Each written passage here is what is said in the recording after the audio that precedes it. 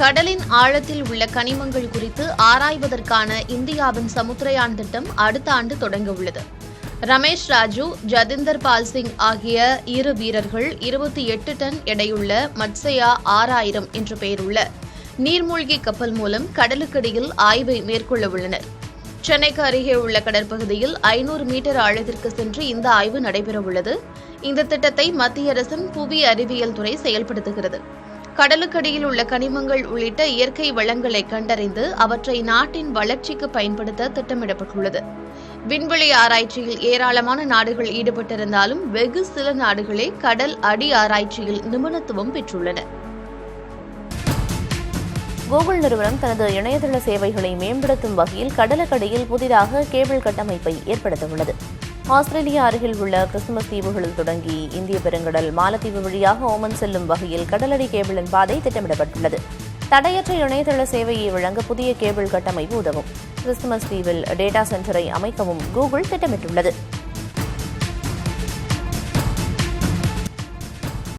வங்கியிலிருந்து பேசுவதாக கூறி வரும் மோசடி தொலைபேசி அழைப்புகள் அதிகரிக்கும் நிலையில் அதற்கு முடிவு காணப்பட உள்ளது.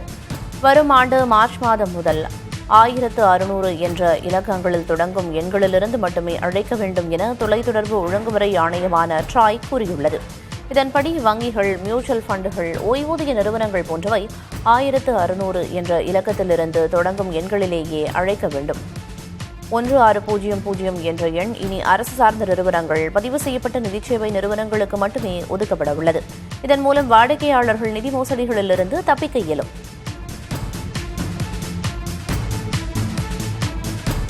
சீனாவில் லாரிகள் டீசல் மற்றும் எல்என்ஜி எரிவாயுவுக்கு பதிலாக மின்சாரத்திற்கு மாறத் தொடங்கியுள்ளன. இதனால் உலகளவில் டீசல் மற்றும் எல்என்ஜி தேவை கணிசமாக குறையும் என எதிர்பார்ப்பு எழுந்துள்ளது. உலகிலேயே அமெரிக்காவிற்கு அடுத்து சீனாவில்தான் லாரிகள் அதிக அளவில் உள்ளன. சீனா தவிர இந்தியா உள்ளிட்ட நாடுகளிலும் மின்சார வாகன பயன்பாடு மெல்ல அதிகரிக்கும் நிலையில் உலக அளவில் பெட்ரோலிய சந்தை மிகப்பெரும் வீழ்ச்சி காணும் என எதிர்பார்க்கப்படுகிறது. இதை கருத்தில் கொண்டு மத்திய கிழக்கு நாடுகள் மாற்று வருவாய் ஆதாரங்களை நோக்கி பயணிக்க தொடங்கியுள்ளன.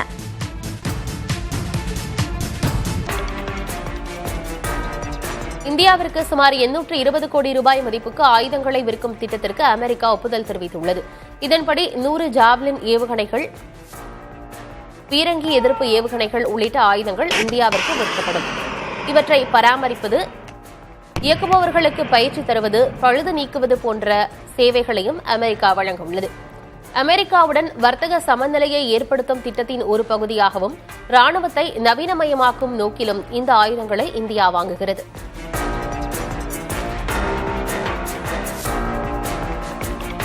கர்நாடக மாநில காங்கிரஸ் தலைவர் பதவியிலிருந்து விலகப் போவதாக துணை முதல்வர் டி.கே. சிவக்குமார் கூறியுள்ளார். பெங்களூருவில் கட்சி நிகழ்ச்சி ஒன்றில் பேசிய அவர், மாநில கட்சித் தலைவர் பதவியில் எப்போதும் நீடிக்க முடியாது என்றும் தற்போதே அப்பதவியில் 5½ ஆண்டுகளாக இருந்து வருவதாகவும் தெரிவித்தார். மாநில தலைவர் பதவியை வேறு ஒருவருக்கு விட்டுத்தர தயாராக உள்ளதாகவும் அவர் கூறினார். இதற்கிடையே 5 ஆண்டுகளும் தானே முதல்வராக நீடிப்பேன் என சித்தராமையா மீண்டும் தெரிவித்தார்.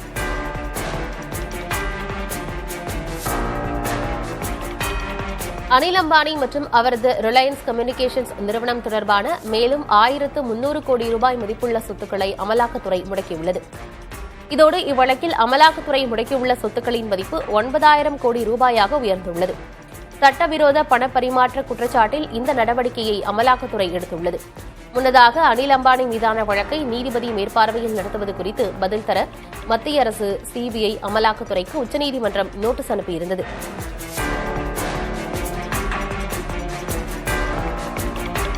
தேர்தலுக்கு பணம் கொடுப்பதும் மோசடிதான் என இயக்குநரும் நடிகருமான பாக்யராஜ் தெரிவித்தார். நிர்வாகம் பொறுப்பல்ல எனும் படத்தின் விழா சென்னை வடபழனியில் நடைபெற்றது. அதில் பங்கேற்ற பாக்யராஜ் படத்தின் கதைக்களம் மோசடியை வைத்து உருவாக்கப்பட்டிருப்பதை குறிப்பிட்டு பேசினார். ஓட்டு போடுவதற்காக வாக்காளர்களுக்கு பணம் கொடுப்பதும் வாக்காளர்கள் பணம் வாங்குவதும் ஒருவித மோசடிதான் என்று கூறினார். இதிலிருந்து மீள்வது மிக கடினம் என்றும் பாக்யராஜ் தெரிவித்தார்.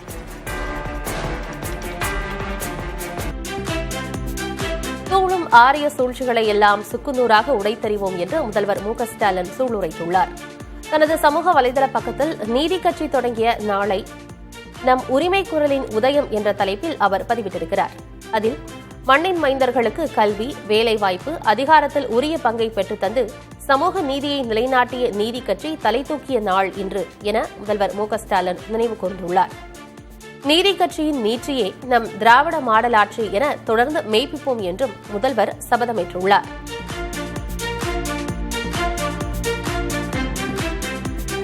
வாக்காளர் பட்டியலில் ஒவ்வொரு தொகுதிக்கும் சுமார் 25,000 போலி பெயர்கள் இருப்பதாகவும் அவற்றை நீக்க வேண்டும் எனவும் கோரி அதிமுக சார்பில் சென்னையில் ஆர்ப்பாட்டம் நடைபெற்றது. தேர்தல் ஆணையத்தின் சிறப்பு திருத்தப் பணிகளில் குளறுபடிகள் நடப்பதாக கூறி சென்னை மாவட்ட தேர்தல் அதிகாரியை கண்டித்து முழக்கங்கள் எழுப்பப்பட்டன. எஸ்ஐஆர் பணிகளில் குளறுபடிகளை செய்து ஜனநாயகத்தை சிதைக்கும் செயல்களை அனுமதிக்க முடியாது என அதிமுகவினர் முழங்கினர். நான் கேட்கிற ஸ்டாலின பேருக்கு நீங்க சார் வேணான்னு சொல்லி நீங்க எஸ்ஐஆர் வேணான்னு சொல்லிட்டு நீங்க எதிர்க்கிறீங்க. அப்புறம் ஏன் கள அளவில் உங்க கட்சிக்காரில் முடுக்கி விட்டு எஸ்ஐஆர் பணிக்கு நீங்க கள்ள ஓட்டு சேருங்க, இறந்தவங்க ஓட்டு நீங்க அப்படியே வச்சுவீங்க ஏன் சொல்றீங்க? நீங்க புறக்கணிச்சுட்டு போங்க. நாங்க எஸ்ஐஆர் பணிகளை நாங்க எங்களை ஈடுபடுத்திக்கல அப்படின்னு புறக்கணிச்சு போனோம். ஆனா ஒப்புக்காக ஒரு சாக்கு போக்குக்காக எஸ்ஐஆர் எதிர்த்து விட்டு முழுக்க எஸ்ஐஆர் தீவிரமா அமல்படுத்துகின்ற கட்சி திமுக. மசோதாவை ஆளுநரால் நிராகரிக்க முடியாது என்ற உச்சநீதிமன்றத்தின் தீர்ப்பு பாஜக அரசுக்கு மிகப்பெரிய அடி என திமுக துணை பொதுச் செயலர் பொன்முடி கூறியுள்ளார். ஏனாதிமங்கலத்தில் பேட்டியளித்த அவர் உச்சநீதிமன்ற தீர்ப்பு கூட்டாட்சி தத்துவத்திற்கு கிடைத்த வெற்றி எனவும் தெரிவித்தார். தமிழக முதலமைச்சர் தளபதி அவர்களுக்கு மிகச் சிறப்பான வெற்றி கிடைத்திருக்கிறது. தமிழக முதலமைச்சருக்கு கிடைத்த வெற்றி மட்டுமல்ல, இது தமிழ்நாட்டிற்கு, தமிழ் இனத்திற்கு மட்டும் கிடைத்த வெற்றி அல்ல, கூட்டாட்சி தத்துவத்திற்கு கிடைத்திருக்கிற வெற்றி. ஒன்றிய அரசு எங்களுக்கு அதிகாரம் இருக்கு, குடியரசுத் தலைவர் இருக்கு அப்படின்லாம் சொல்லியிருக்காங்க. இது ஒன்றிய அரசு பாஜக அரசிற்கு கிடைத்திருக்கிற மிகப்பெரிய அடி. உச்ச நீதிமன்றத்திலேயே பெற்றுக் கொடுத்திருக்கிற இந்த தீர்ப்பு இந்தியாவில் இருக்கிற அனைத்து மாநில ஆளுநர்களுக்கும் கிடைத்திருக்கிற கட்டுப்பாடு அடி என்பதை யாரும் மறுக்க முடியாது. கனமழை எச்சரிக்கை காரணமாக பாஜக மாநில தலைவர் நயினார் நாகேந்திரனின் சுற்றுப்பயணம் ரத்து செய்யப்பட்டுள்ளது. தமிழகம் தலைநிமிர தமிழனின் பயணம் என்ற பெயரில் நாளை நெல்லையிலும் நாளை மறுநாள் தூத்துக்குடி மாவட்டத்திலும் நயினார் நாகேந்திரன் பரப்புரை செய்வதாக அறிவிக்கப்பட்டிருந்தது. நாளையும் நாளை மறுநாளும் நெல்லை, தூத்துக்குடி உள்ளிட்ட தென் மாவட்டங்களில் கனமழை பெய்யும் என வானிலை மையம் எச்சரித்ததை தொடர்ந்து நயினாரின் சுற்றுப்பயணம் ரத்து செய்யப்பட்டுள்ளது. அந்த ஊர்களில் வேறொரு நாளில் அவர் சுற்றுப்பயணம் செய்வார் என்றும் அறிவிக்கப்பட்டுள்ளது.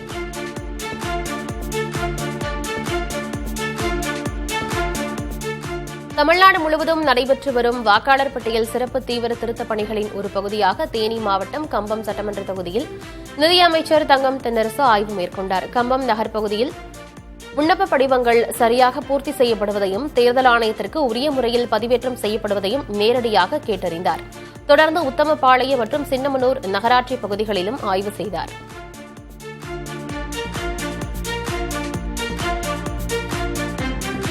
தென்கிழக்கு வங்கக்கடல் பகுதிகளில் வரும் 22ஆம் தேதி காற்றழுத்த தாழ்வு பகுதி உருவாகக்கூடும் என சென்னை வானிலை ஆய்வு மையம் அறிவித்துள்ளது. இது மேற்கு வடமேற்கு திசையில் நகர்ந்து வரும் 24ஆம் தேதி காற்றழுத்த தாழ்வு மண்டலமாக வலுப்பெறும் எனவும் கணிக்கப்பட்டுள்ளது. அதற்கடுத்த 48 மணி நேரத்தில் மேற்கு வடமேற்கு திசையில் நகர்ந்து மேலும் வலுப்பெறக்கூடும் என வானிலை மையம் அறிவித்துள்ளது.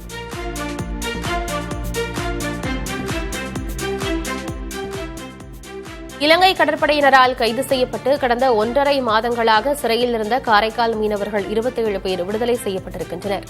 கடந்த செப்டம்பர் மாதம் 28ஆம் தேதி எல்லை தாண்டி மீன்பிடித்ததாக நாகை மற்றும் காரைக்கால் மீனவர்களை இலங்கை கடற்படையினர் கைது செய்தனர். தற்போது காரைக்கால் மீனவர்கள் இலங்கை சிறையிலிருந்து விடுவிக்கப்பட்டு சென்னை விமான நிலையம் வந்தடைந்தனர்.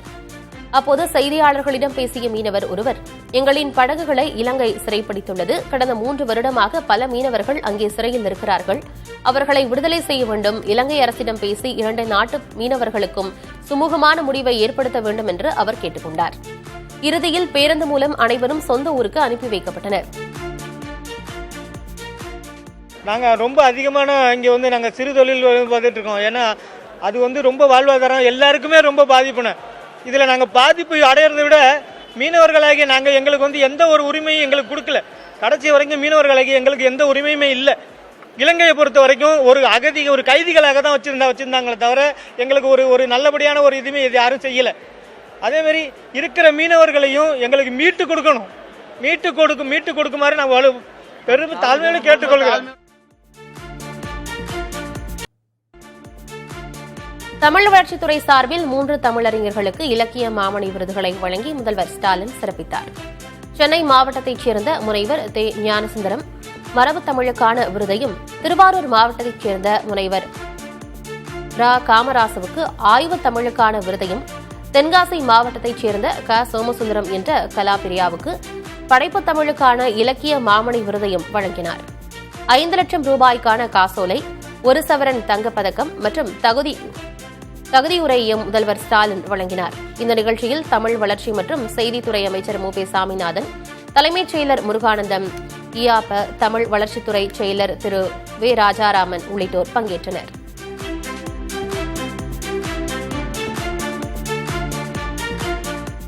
சென்னை பெருங்களத்தூர் ரயில் நிலையம் அருகே பாஜக பிரமுகர் தாக்கப்பட்ட வழக்கில் 4 பேர் கைது செய்யப்பட்டனர். சென்னை பெருங்களத்தூரைச் சேர்ந்த செந்தில் என்பவர் பாஜகவில் நிர்வாகியாக இருக்கிறார். நேற்று இருசக்கர வாகனத்தில் நண்பருடன் சென்று கொண்டிருந்த போது 4 பேர் கொண்ட கும்பல் செந்திலை வழிமறித்து தாக்கியுள்ளது. இதில் காயமடைந்த செந்தில் மருத்துவமனையில் அனுமதிக்கப்பட்டார். சிசிடிவி காட்சிகளின் அடிப்படையில் தாக்குதலில் ஈடுபட்ட விஜய், விக்னேஷ் உள்ளிட்ட 4 பேர் கைது செய்யப்பட்டனர். சென்னையில் நகைப்பட்டறை அதிபர்கள் மற்றும் இரும்பு வியாபாரிகள், வழக்கறிஞர்கள் தொடர்புடைய 8 இடங்களில் அமலாக்கத்துறை நடத்திய சோதனை முடிவடைந்தது. வடபழனி, கோடம்பாக்கம், கீழ்ப்பாக்கம், சவுகார்பேட்டை உள்ளிட்ட பகுதிகளில் இந்த சோதனை நடைபெற்றது.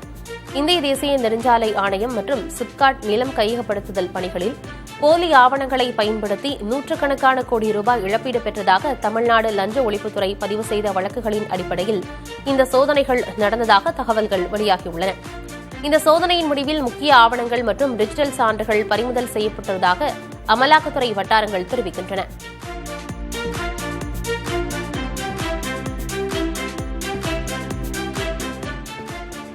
நாமக்கல் மாவட்டம் வளையப்பட்டி, பரளி உள்ளிட்ட கிராமங்களில் விவசாய நிலங்களை கையகப்படுத்தி சிப்காட் அமைக்கும் திட்டத்தை கைவிட வலியுறுத்தி சிப்காட் எதிர்ப்பு இயக்கத்தினர் போராட்டத்தில் ஈடுபட்டனர். நாமக்கல் காந்தி சிலை முன்பு திரண்ட 100க்கும் மேற்பட்ட விவசாயிகள் மற்றும் பொதுமக்கள் நூதன போராட்டத்தை மேற்கொண்டனர். கடந்த 2 ஆண்டுகளாக விவசாயிகள் தொடர்ந்து இந்த திட்டத்திற்கு எதிராக போராடி வருவது குறிப்பிடத்தக்கது.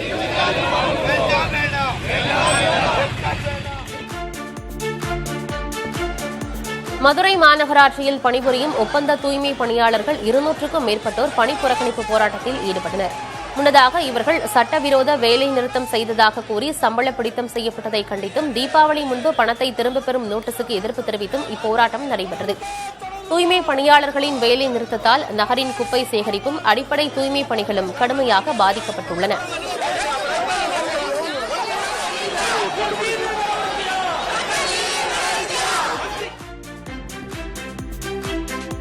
சென்னை கோயம்பேடு பகுதியில் 16 குழந்தை தொழிலாளர்கள் மீட்கப்பட்டுள்ளனர். கோயம்பேடு சந்தை பகுதியில் சோதனை நடத்திய குழந்தைகள் நலத்துறை அதிகாரிகளும் காவல்துறையினரும் 14 வயதிற்கு கீழ் உள்ள 4 குழந்தைகள் உட்பட 16 சிறார்களை மீட்டனர். மீட்கப்பட்டவர்கள் பெற்றோர் மற்றும் இரத்த உறவுகளிடம் ஒப்படைக்கப்பட உள்ளதாக தெரிகிறது. மேலும் குழந்தைகளை பணிக்கு வைத்திருந்தவர்களுக்கு அபராதம் விதிக்கப்பட்டுள்ளது.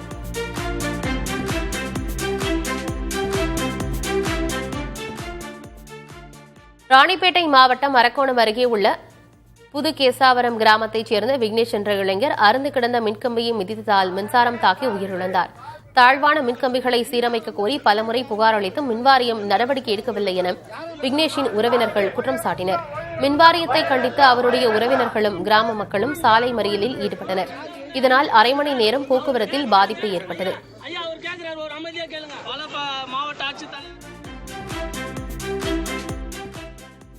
வேலூர் மாவட்டத்தில் நாய்க்கடியால் பாதிக்கப்பட்ட நபர் 4 மாதங்களுக்கு பிறகு உயிரிழந்தார்.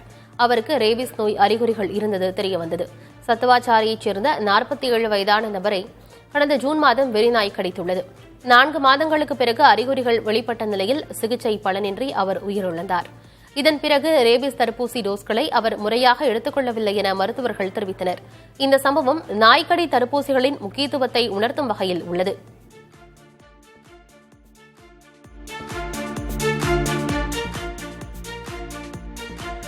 கரூர் அருகே உயர்நீதிமன்ற உத்தரவின்படி சீல் வைக்க வந்த அதிகாரிகளுக்கு எதிர்ப்பு தெரிவித்து போராட்டம் நடத்த முற்பட்ட காங்கிரஸ் எம்பி, அதிமுக முன்னாள் அமைச்சர் உள்ளிட்டோர் கைது செய்யப்பட்டனர். வெண்ணைமலை முருகன் கோயிலுக்கு சொந்தமான நிலத்தில் உள்ள ஆக்கிரமிப்புகளை அகற்ற வேண்டும் என உயர்நீதிமன்ற மதுரை அமர்வு உத்தரவிட்டது. அதன் பேரில் சீல் வைக்கும் நடவடிக்கைகளை தொடங்கிய இந்து சமய அறநிலையத்துறை அதிகாரிகள் சின்ன வடுகப்பட்டிக்கு சென்றனர். அப்போது அங்கிருந்தவர்கள் எதிர்ப்பு தெரிவித்ததோடு தீக்குளிக்க முற்பட்டனர். அவர்களை போலீசார் தடுத்தனர். தகவல் அறிந்து சென்ற காங்கிரஸ் எம்பி ஜோதிமணி, அதிமுக முன்னாள் அமைச்சர் MR விஜயபாஸ்கர் மற்றும் பல்வேறு கட்சியின் நிர்வாகிகள் அதிகாரிகளுடன் வாக்குவாதம் செய்தனர்.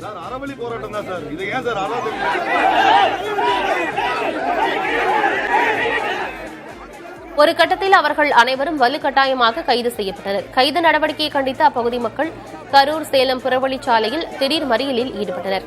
கலைந்து செல்லுமாறு அறிவுறுத்தியதை மீறி போராட்டத்தை தொடர்ந்ததால் அவர்களும் வலுக்கட்டாயமாக கைது செய்யப்பட்டனர்.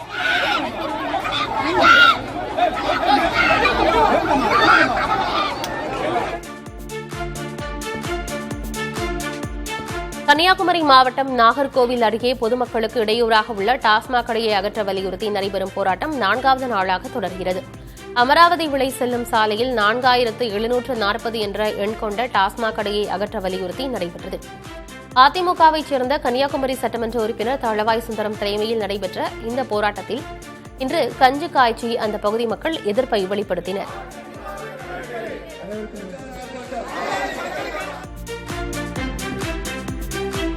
திருவேற்காடு நகராட்சிக்கு உட்பட்ட கோலடி அயனம்பாக்கம் பிரதான சாலை மிக மோசமாக சேதமடைந்து பல்லாங்குழி சாலையாக காட்சியளிக்கிறது.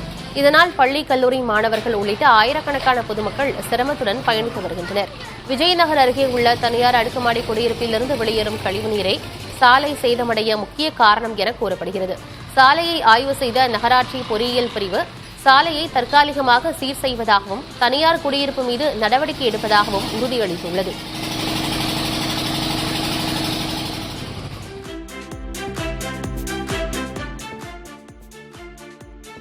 புதுச்சேரியில் ஆன்லைன் முதலீடு செய்வதாக கூறி 90 கோடி ரூபாய்க்கும் அதிகமாக மோசடி செய்த 7 பேரை சைபர் கிரைம் காவல்துறையினர் கைது செய்தனர். இக்கும்பல் முதலில் 2500 ரூபாய் கமிஷனாக கொடுத்து தனியார் பொறியியல் கல்லூரியில் பயிலும் மாணவர்களின் சிம் கார்டுகள் மற்றும் வங்கிக் கணக்குகளை பெற்றுள்ளனர். ஆன்லைன் முதலீடு என கூறி மக்களிடமிருந்து மோசடியாக பெற்ற பணத்தை மாணவர்களின் கணக்குகளில் வரவு வைத்து பிறகு அதை கிரிப்டோ கரன்சியாக மாற்றி சீனா, அயர்லாந்து போன்ற நாடுகளுக்கு அனுப்பியுள்ளது விசாரணையில் தெரியவந்துள்ளது. எனவே பணத்திற்காக வங்கிக் கணக்குகள் மற்றும் தனிப்பட்ட ஆவணங்களை யாருக்கும் கொடுக்கக்கூடாது என காவல்துறை எச்சரிக்கை விடுத்துள்ளது.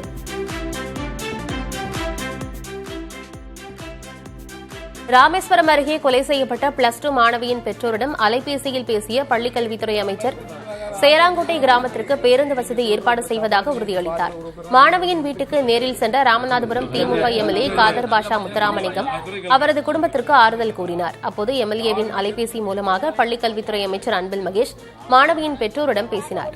இதேபோல மாணவியின் பெற்றோரை நேரில் சந்தித்த பாஜக ராமநாதபுரம் மாவட்ட தலைவர் முரளிதரனின் அலைபேசி வாயிலாக பாஜக மாநில தலைவர் நயினார் நாகேந்திரனும் ஆறுதல் கூறினார்.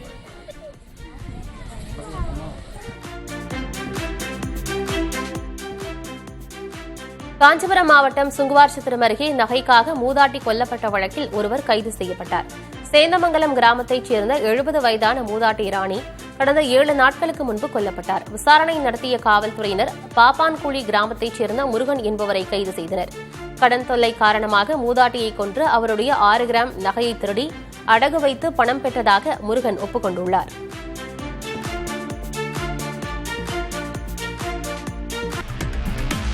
தென்கிழக்கு வங்கக்கடல் பகுதிகளில் வரும் 22ஆம் தேதி காற்றழுத்த தாழ்வு பகுதி உருவாகக்கூடும் என சென்னை வானிலை ஆய்வு மையம் அறிவித்துள்ளது. இது மேற்கு வடமேற்கு திசையில் நகர்ந்து வரும் 24ஆம் தேதி காற்றழுத்த தாழ்வு மண்டலமாக வலுப்பெறும் எனவும் கணிக்கப்பட்டுள்ளது. அதற்கடுத்த 48 மணி நேரத்தில் மேற்கு வடமேற்கு திசையில் நகர்ந்து மேலும் வலுப்பெறக்கூடும் என வானிலை மையம் தெரிவித்துள்ளது.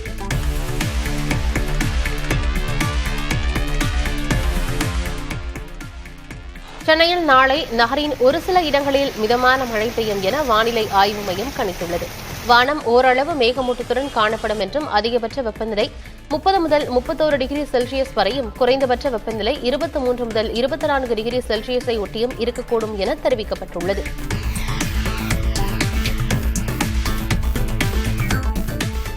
தமிழகத்தில் நாளை 10 மாவட்டங்களில் கனமழை பெய்யும் என கணிக்கப்பட்டுள்ளது. தென்காசி, விருதுநகர், நெல்லை, கன்னியாகுமரி, தூத்துக்குடி மாவட்டங்களிலும், ராமநாதபுரம், கடலூர், மயிலாடுதுறை, நாகை, திருவாரூர் மாவட்டங்களிலும் கனமழை பெய்யும் என கூறப்பட்டுள்ளது. காரைக்கால் சுற்றுவட்டார பகுதிகளிலும் கனமழை பெய்யும் என தெரிவிக்கப்பட்டுள்ளது.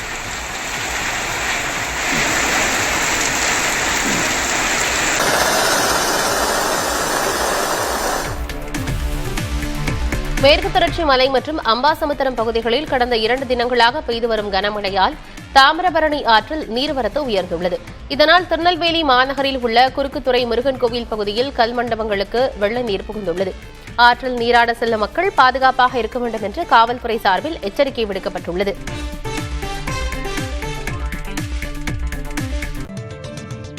இந்தியாவில் பெண்கள் பாதுகாப்பு குறைவாகத்தான் இருப்பதாக நடிகை கீர்த்தி சுரேஷ் குற்றம் சாட்டியுள்ளார். சென்னையில் செய்தியாளர்களை சந்தித்த அவர் தன் மீது வைக்கப்படும் விமர்சனங்கள், கேலிகள் ஆகியவற்றை கண்டுகொள்வதில்லை என தெரிவித்தார். தற்போதைய காலகட்டத்தில் AI தொழில்நுட்பம் மிகப்பெரிய பிரச்சனையாக இருப்பதாக வேதனை தெரிவித்த அவர் திரையுலகில் பெண்களுக்கான முக்கியத்துவம் கடந்த காலத்தை ஒப்பிடும்போது உயர்ந்திருப்பதாக குறிப்பிட்டார். நெகட்டிவிட்டியை அவாய்ட் பண்றது தான் மேக்ஸிமம் ஃபாலோ பண்ணிட்டு இருக்கேன். ஏஐங்கிறது it's a boon and a bane I think, because அது டெக்னாலஜிங்கிறது நம்ம ஹியூமன்ஸ் கண்டுபிடிச்சது. இன்னைக்கு அது நம்மளையே மீறி எங்கேயோ போற மாதிரி இருக்கு.